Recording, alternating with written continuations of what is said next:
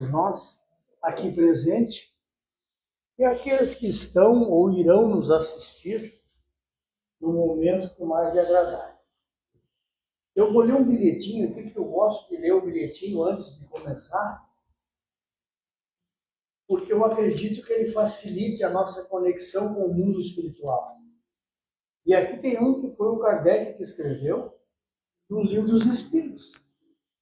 E diz assim: aquele que não pratica o mal, mas que se aproveita do mal praticado por outro, é tão culpado quanto este? Essa foi a pergunta. Vamos ver o que o Grupo Espírito da Verdade respondeu. É como se eu houvera praticado. Aproveitar do mal é praticar, é participar dele. Talvez não fosse capaz de praticá-lo, mas desde que, achando o feito, dele tira partido, é que o aprova e que o tira partido se puder ou se ousar. Então vejamos que não basta só não praticar, se tirar proveito está errado também. Mas vamos fechar os nossos olhos, vamos elevar o nosso pensamento primeiramente a Jesus, nosso coordenador moral do planeta. Vamos vibrar com os mentores amigos que nos aguardavam, com esse ambiente preparado aqui no Harmonia e Luz. Vamos vibrar também com o nosso irmão Miguel, que irá nos passar o recado da tarde de hoje. Vamos nos fazer receptivos para que esse recado não passe em branco, não passe no vazio. Vamos agradecer também por aqui estarmos tirando proveito desta situação no bem e para o bem. E vamos fazer, por último, as nossas rogativas. Pedindo a inteligência, a coragem, a sabedoria, a noção do tempo na hora de agir. E desta forma podemos então nos qualificar para assistirmos à fala que o nosso irmão Miguel irá fazer. Vibrando com ele, procurando a entender os argumentos para levarmos em nós para o nosso dia a dia. Damos o trabalho por aberto, desejando para todos nós harmonia e luz. E assim seja. Que assim seja. Obrigado, Denizar. Boa tarde novamente a todos, a todas, física, espiritualmente, e também no nosso maravilhoso mundo da tecnologia, da inteligência humana, que nos permite, além de gravar, reassistir, o nosso diálogo. E o tema que eu escolhi é o capítulo 2 do Evangelho segundo o Espiritismo, Meu Reino Não É Deste Mundo, que eu leio e releio há 40 anos. E eu gosto sempre que eu ocupo um espaço público para falar em nome da doutrina espírita, e eu digo e repito, nós já não tenho autoridade para dizer que fala em nome de Jesus, mas por Jesus, não é? De Jesus e na direção de Jesus. Fica mais fácil. Antes de eu entrar no tema, uma pequena introdução filosófica, porque o Espiritismo é também uma filosofia que nos dá uma compreensão racional da fé, de quem nós somos, de onde nós viemos, para onde nós vamos. E não é por acaso que o Allan Kardec escolheu no Evangelho segundo o Espiritismo como um pré-cristão o Sócrates, o filósofo grego, há 2.500 anos atrás, florescido na Grécia Antiga, como um dos colaboradores do Espiritismo, do núcleo de espíritos de verdade, sendo que a morte não existe.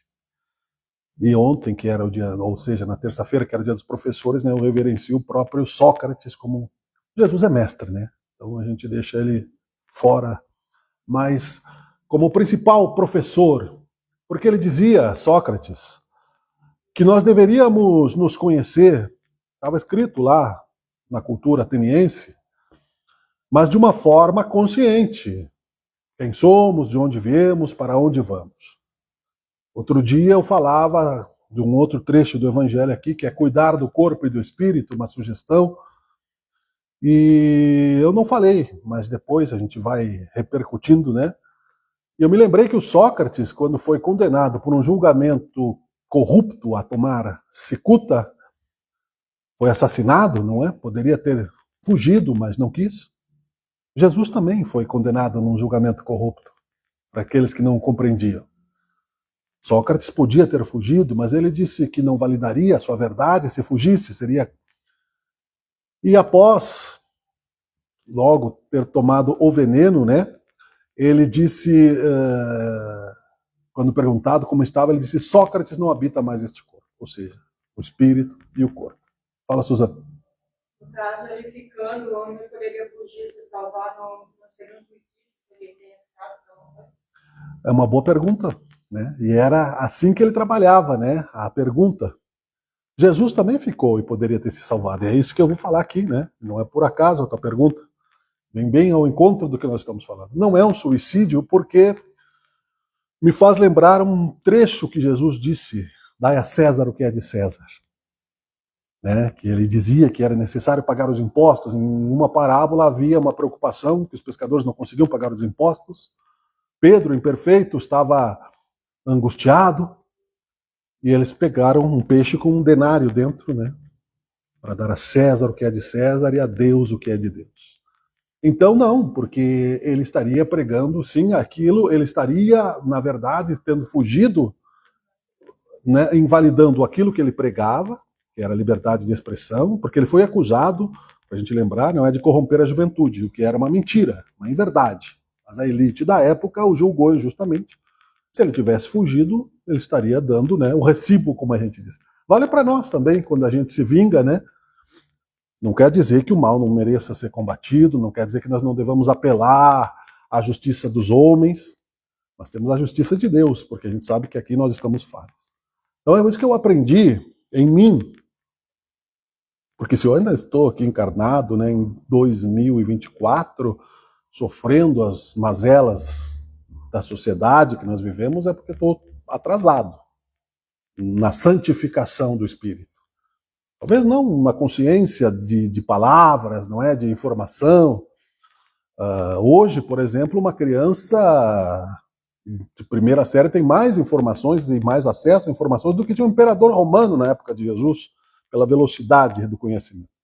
Então, nós temos dois pontos a cuidar, a evolução do pensamento e dos sentimentos.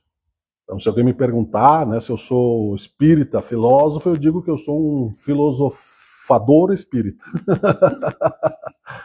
Isso me ajuda a não desistir. Não é? O Rossandro, né, Kingsley fala aí muito isso, né? Divaldo Franco fala. Porque nós vamos desistir se nós começarmos a achar que no centro espírita aqui está Deus, sabendo quem nós somos, quem nós fomos e quem nós seremos, eu vou morrer de vergonha, né? Não vou querer que Deus saiba os meus segredos, as minhas imperfeições. Nós temos uma figura pública, como diz Divaldo Franco, que os gregos também diziam que é a persona, né, ao qual nós nos protegemos um pouco, né, das nossas intimidades, mas nós sabemos que no mundo espiritual é um pouco diferente. Não quer dizer que quando nós chegarmos lá, vai ter alguém, né, nos desnudando e nos apontando o dedo. Não. Deus é amor, é caridade, né, e tem toda um acolhimento, né? Se vier, agora mesmo veio uma moça aqui, né, pedir uma cesta básica, e não foi perguntado para ela se ela trabalha, se ela não trabalha, se ela é rica, se ela é pobre, se ela é espírita, né, se ela é santa, se ela é pecadora, né, fora da caridade não há salvação. Então a gente tem que multiplicar isso no mundo espiritual. Eu tinha pensado em falar sobre materialismo e espiritismo no primeiro momento. Mas por que eu vou ficar inventando títulos, né, se já está tudo escrito aqui? Então, é excelente a pergunta, porque quando Jesus disse, né, vamos contextualizar um pouquinho para a gente lembrar, e a gente repete muito, como eu digo no meu trabalho, né, porque os nossos ouvintes também são novos. E nós, que já somos um pouquinho mais usadinhos nessa informação, com o objetivo de colocar isso na prática da nossa transformação, dos nossos hábitos, vamos aprofundando, né, isso pela lembrança. Um outro filósofo grego, eles foram muito bons nisso, né, o Aristóteles, dizia que a virtude pode ser exercitada. Não basta eu ser virtuoso, eu preciso consolidar um hábito, né? Mas as pessoas materialistas não acreditam. Eu cito sempre aqui um filósofo, um dos mais populares hoje em dia, dito publicamente ateu, mas muito bom como professor, Luiz Felipe Pondé. Ele tem, na internet dá para ver, Linhas Cruzadas. É um programa que a gente aprende muito sobre filosofia, é até algo que nos dá, não um argumento para provar que a doutrina espírita existe. Isso o Allan Kardec já fez, o Chico Xavier já fez, não é? E nós não estamos aqui para provar a existência de Deus. Isso já é um ponto pacífico na visão que eu penso, porque aí nós vamos voltar lá para os fariseus, não é? Ficavam e para vários concílios religiosos, não só católicos, né? Que dizem que Deus e Jesus são um, que o Espírito Santo é outro, que a prática disso é de um jeito, discutindo, né, o sexo dos anjos, quando a gente não precisa mais reinventar a roda. Não há necessidade de eu inventar um novo nome por vaidade pessoal sobre a mediunidade, por exemplo, que o Allan Kardec já fez toda a pesquisa. Então aí sim, nós falamos dentro de um ponto de vista espírita, cristão, de uma cultura que é a reencarnação que já existia nos primeiros cristãos.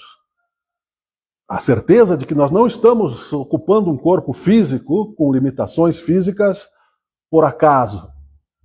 Que há um sistema, e a reencarnação é um sistema pedagógico de Deus, é uma ferramenta para nos impulsionar ao progresso físico e espiritual.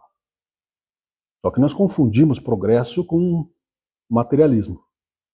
Não quer dizer que um rico não vai entrar nos reinos dos céus. Não foi isso que Jesus disse. Ele disse que é mais difícil. E eu concordo com ele. Pelas facilidades, pelo amolecimento da carne. Mas não é todo mundo que se perde nisso, né? Nós temos grandes lideranças hoje em dia. Bill Gates, por exemplo, é um homem muito inteligente. Ele veio para transformar a tecnologia humana, nos deu a possibilidade de ter, entre outros, né? Soma de sistemas, né? Deus não dá, em verdade, para uma pessoa só. Mas, aparentemente, né, ele usa a riqueza dele com grande sabedoria, em combate à cólera, combate, né, à ignorância, em combate à falta d'água. Quanto mais ele dá o dinheiro dele, mais ele recebe por outro lado. E ele sabe que ele também vai deixar esse dinheiro neste planeta, né? Ele não fala isso publicamente, mas ele tem certeza. E ainda trabalha. Poderia, né, uma pessoa considerada já aos 20 anos um dos mais ricos do mundo, colocar-se, né, na ociosidade plena e desfrutar de todos os prazeres da carne. No dito paraíso, que alguns acreditam. No dito paraíso, que alguns acreditam, né? Colabora aqui o Denizar, né? Eu não citei a Luciene aqui na colaboração anterior, mas enfim. Isso é muito rápido para uma vida só. 100 anos de uma vida longa é muito pouco tempo, né, para quem já viveu mais da metade dela, como eu, por exemplo, né? A minha mãe, que tem uma lucidez plena, tem 81, a irmã dela, que tem 91, tem não tem nem a voz curvada pelo tempo, né? E qualquer um de nós, né, é claro que temos que perguntar, então, mas por que tem a medicina? Por que fazemos cirurgia? Por que nós prolongamos ao máximo a encarnação?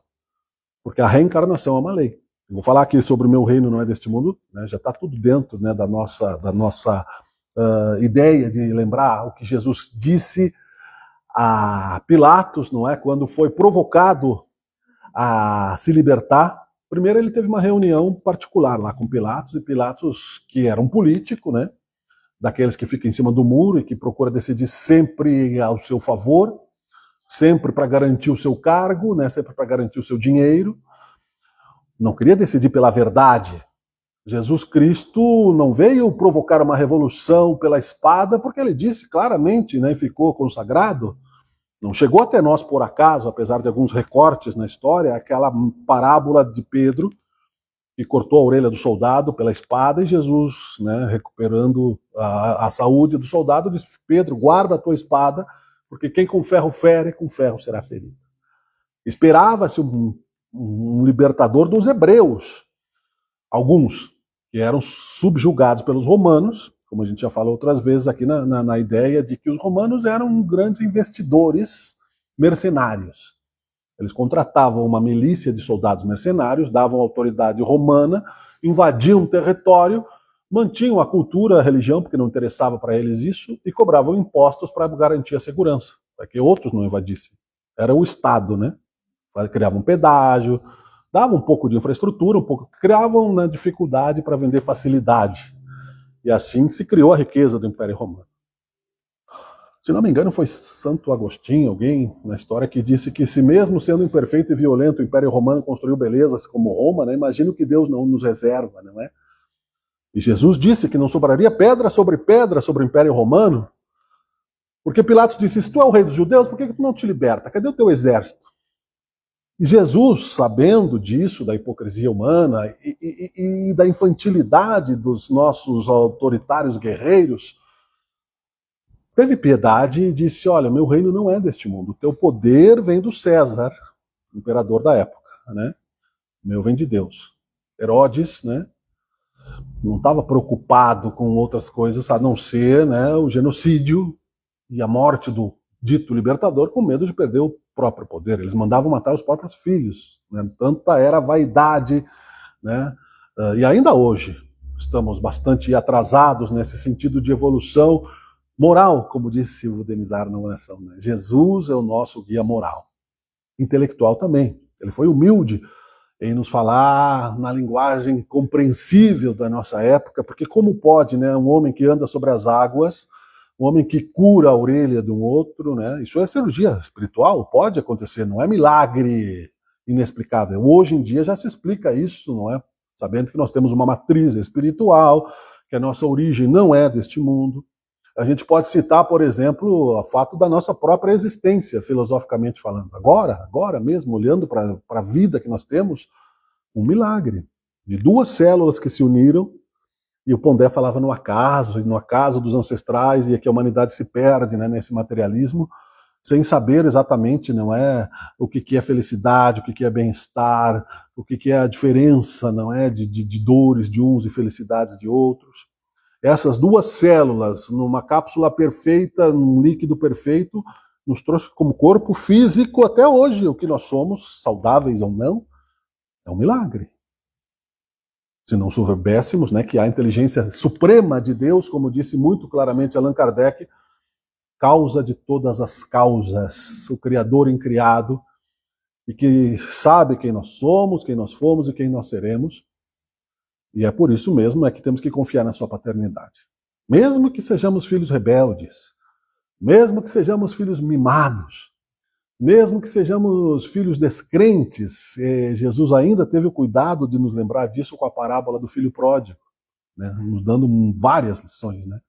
O do arrependimento, do perdão, dos ciúmes, não é? O do recomeço, da alegria, do retorno. Tudo isso em pequenas coisas que nós vamos entender, então, que quando Cristo disse, Jesus, para Pôncio Pilatos, e aí Pilatos lavou as suas mãos, que ficou dito até hoje, deu um julgamento para o povo, né? E já estava corrompido aquele julgamento, porque os judeus já tinham, os hebreus da época, né, já tinham comprado a população lá para fazer um plebiscito e pediram, né, então, né, exatamente, né, a soltura de Barrabás, né? Vou repetir o que tu fala para a gente sair na gravação aqui, né? Então, Jesus, que poderia ter, como disse ele, convocado a sua legião de anjos e derrubado o império naquele momento romano, preferiu o Calvário, perdoando porque eles não sabiam o que faziam, e não sabiam mesmo. E nós ainda, muitas vezes, ainda hoje não sabemos, porque aqui tem um trecho que fala, quando diz cuidar do corpo e do espírito dos indiferentes. Nós temos graus bem grandes de indiferença. A Maíse Braga fala sobre a nossa luta entre o velho e o novo em determinado momento dos nossos dias, porque nós, muitas vezes, como eu disse antes, como citei o Rossandro Kingsley, como cito o Divaldo Franco, que somos espíritas imperfeitos, nenhum de nós aqui mesmo crendo com toda a certeza do mundo, não é? A não ser que no momento de fé nós vacilemos, como se faz, né, no momento de negação, aceitamos já a nossa existência, as leis de causa e efeito, que não é conformismo a resignação, mas é aceitar de que algumas coisas que a vontade de Deus determina no nosso destino não está no nosso poder de decisão, como um pai ensina ao seu filho, né, os limites até certo ponto, não é? Depois, quando ele ganha autonomia, ele vai ganhar a sua liberdade e se responsabilizar por ela. Quanto ele não puder fazer isso, não é? Desta forma, nós pensamos que a vida futura é que aguarda, com a alegria de Jesus, que já era um ser perfeito, um ser organizado antes do nosso próprio nascimento espiritual. Porque eu vou fazer aqui uma pausa filosófica para que a gente faça um exercício bem simples. Todo mundo concorda, já é pacificado, que a vida é eterna, que nós somos imortais. Outras religiões também. Não sabem como vai ser do outro lado, mas os espíritas, nós espíritas, temos já bastante cultura nesse sentido. Não porque a gente inventou, não porque é uma fantasia, porque a mediunidade do Chico Xavier, do Divaldo Franco, dos médiuns videntes, as pesquisas do Allan Kardec, não é, já comprovaram, inclusive até livrando, inocentando no julgamento aqui uma pessoa pela voz dos espíritos. Então eles existem de verdade, não é? Deus não foi criado. Ou seja, Deus não tem tempo. Então ele não tem futuro, nem presente, nem passado. Se Deus trabalha, como disse Jesus, e eu também trabalho, Deus cria desde sempre. Se ele cria desde sempre, espíritos já chegaram a graus de evolução inimagináveis. E nós não podemos conceber. Jesus era um deles. Há espíritos maiores que Jesus, infinitamente, nunca maior que Deus. Porque é a imagem e semelhança de Deus. Não este seria Deus ou igual a Deus, né? E aí poderia sim haver um tipo de disputa no universo se um desses deuses se rebelasse, não é? A gente pensa que Deus perde o comando, que o mal vai vencer. Porque nós gostamos de testar e retestar a lei de causa e efeito vida após vida. Às vezes por rebeldia, às vezes por indiferença e às vezes por vaidade intelectual. Porque você consegue uma plateia, você consegue títulos de doutor, como tinham lá os hebreus, não? São Paulo era um deles, não é? Fanático, fundamentalista, com conhecimento profundo das leis, se tornou um assassino de cristãos, depois teve que fazer o caminho contrário, né? E fez com a mesma vontade, né, de libertação. Então Jesus já havia sido criado há muitos anos, luz, para uma comparação de tempo, antes de nós sermos criados. Então ele nos via como pequenos irmãos. E você não vai simplesmente pegar um seu irmão pequeno, né, que foi lá e acendeu o fogão e deixou o gás ligado porque é uma criança, colocá-lo no fogo, né? Um exemplo bobo. Mas você vai ensiná-lo. Olha, não é assim, você pode se queimar, etc, etc. Jesus enxergava, quando viu na questão, né, da mulher que estava sendo apedrejada, a hipocrisia dos outros lá que julgavam, porque nós somos dúbios ainda. Nós estamos aqui reencarnados, ou seja, voltamos. Muitos falam na encarnação. Jesus encarnou porque ele só veio uma vez neste planeta, porque ele já tinha. Pode ter havido outras, mas como, né, o Mestre, o Cristo, né, outros líderes espirituais vieram. Deus não espalha a verdade por aleatoriamente, né, por acaso, mas ele deixa que cada um, segundo as suas obras, vá descobrindo a nossa centelha divina, e ao mesmo tempo que outros vão se santificando, vão se tornando líderes espirituais por amor, por caridade, né? Você encontra uma árvore frutífera, você, olha, aqui tem frutas, vamos lá, vamos comer, né? Ou você vai guardar tudo para si, vai montar um comércio, vai vender e deixar os outros passar fome, né? E assim por diante. Mas vai ser responsabilizado por isso. Então, dentro dessa visão, Jesus enxergava assim como Deus, porque ele dizia, eu e meu Pai somos um, eu venho em missão, não é?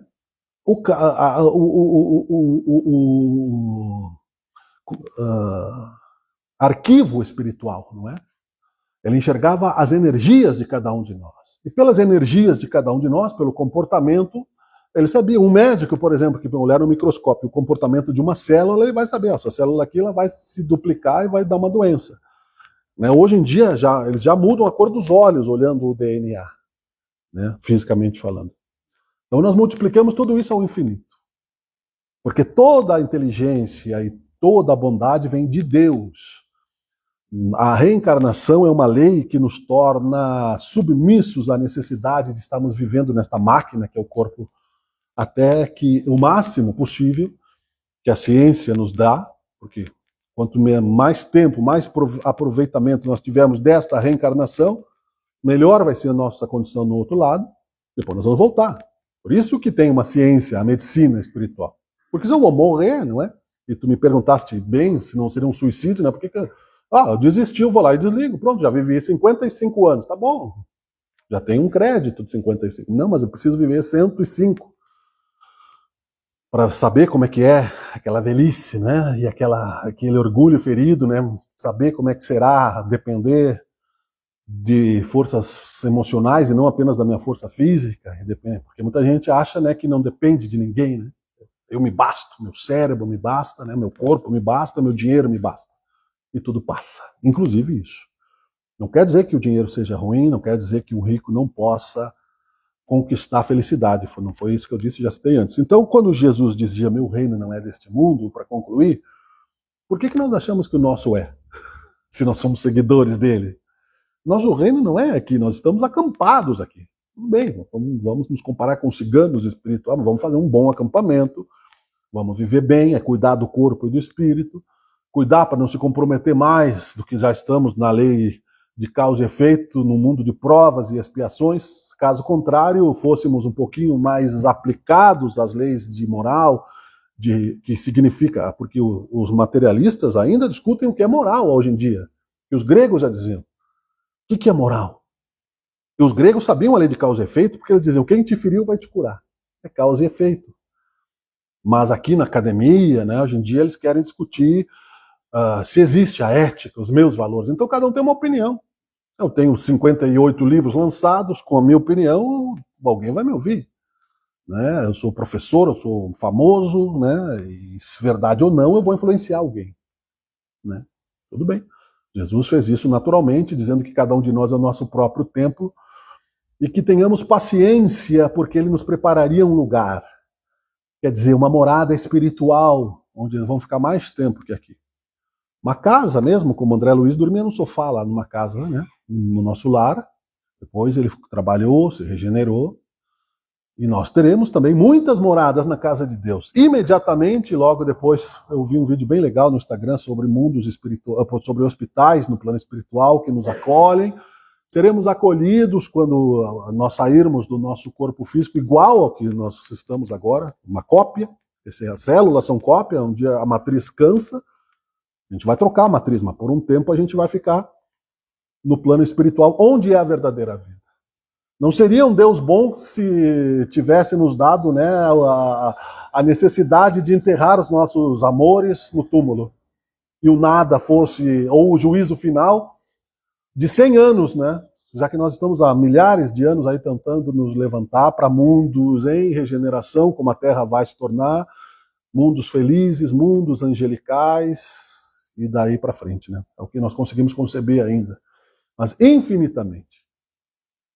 Que esperança saudável e alegre nos deu Jesus, porque foi crucificado, voltou como espírito, apareceu por 40 dias, não ficou esperando, né, que a gente ficasse procurando ele no nada. Ele deu caridosamente, né, a resposta para aqueles que fizeram o mal.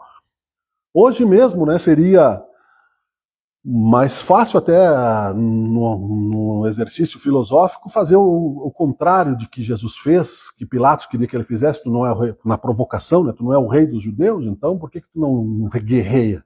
Então as pessoas pensam, por que Deus não resolve a parada? Né? Tem guerra, tem, né? Vocês viram aí os transplantes de órgãos com AIDS, né, para outras pessoas. Hoje mesmo no noticiário, que a minha mãe não me escute, mas uma pessoa fez várias pessoas fizeram um mutirão de catarata, as pessoas perderam o olho, né? Foram fazer um mutirão e perderam o olho, tiveram que tirar o globo ocular dessas pessoas. É por acaso isso? Né? Essas pessoas precisam aprender o que com isso? Será que nós não temos que nos preocupar com a pré-existência do espírito antes do corpo e as causas anteriores das aflições? Está tudo aqui no Evangelho. A gente estuda isso ou a gente é indiferente? Porque não tem problema estudar. Não quer dizer que eu vá ter que sair como São Francisco de Assis, como Jesus, porque é impossível. Eu ia desistir na primeira esquina. Né? No primeiro cheeseburger que tivesse, eu já deixaria de ser, né, santo. Então, o Consolador prometido está aqui. Se o reino não é deste mundo, nós estamos aqui para fazer uma boa viagem. Deus não nos trouxe até aqui para sofrer, mas para aprender. O tempo é dele. Nos trouxe o Espiritismo como uma força magnífica de que não há necessidade de se preocupar com o apocalipse por causa do furacão Milton, por causa do terremoto, por causa das guerras. Jamais o mal vai superar o bem. Deus teria perdido o controle sobre si mesmo, né, e seria subestimar o poder de quem criou o universo num pequenino mundo como o nosso achar, né? E aqui tem, inclusive, né? Por isso que não é nem. Aqui eu vou mostrar aqui, a prosperidade do mal é efêmera. Por que a gente lamenta? Por que a gente tem, do que nós tem medo? A gente é como São Pedro, né? Que no meio da tempestade fica pensando, será? Daí afundou.